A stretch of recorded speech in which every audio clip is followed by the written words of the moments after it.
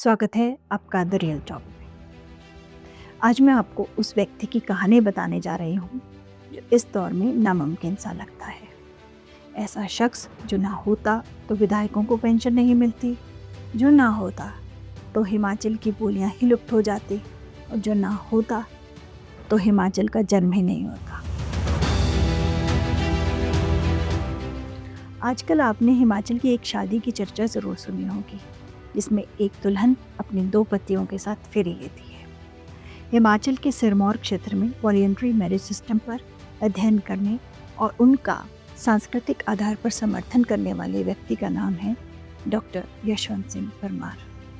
परमार को जानना आज की पीढ़ी के लिए इसलिए ज़रूरी है क्योंकि भारत के 18वें राज्य हिमाचल प्रदेश के जिस आबो हवा में वह आज जी रहे हैं, वह इसी व्यक्तित्व की देन है।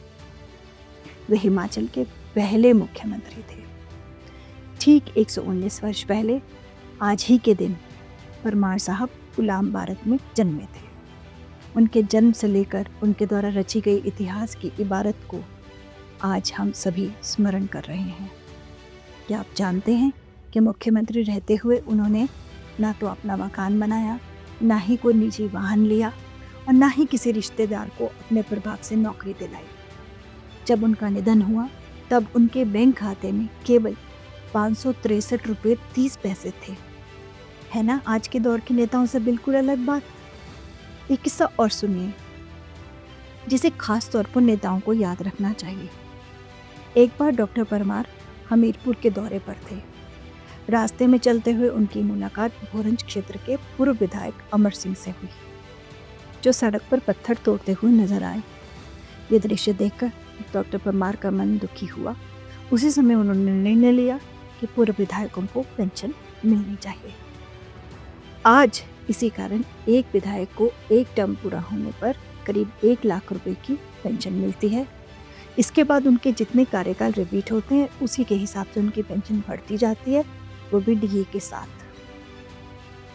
दरअसल जब डॉक्टर परमार पीएचडी कर रहे थे तो हिमालयन वॉलंटरी सिस्टम पर उन्होंने एक किताब लिखी, जिसमें विस्तार से हाटी समुदाय और ट्राइबल्स में एक महिला के एक नहीं 2, 3, 4, 5 पतियों का जिक्र किया, बशर्ते वो भाई होने चाहिए, एक परिवार से होने चाहिए, और इसके पीछे कारणों का विश्लेषण किया। आजकल की जो ताज़ा खबर है, इसमें एक दुल्हन के 2 दूल्हों से शादी की चर्चा है, इसी सामाजिक व्यवस्था की एक कड़ी है।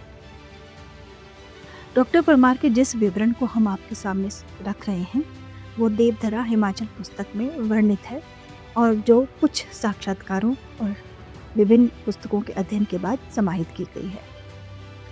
एक बार डॉक्टर परमार जब वो जज थे तो एक राजा ने उनकी कार्यप्रणाली की निंदा की और किसी से चुगली भी कर दी।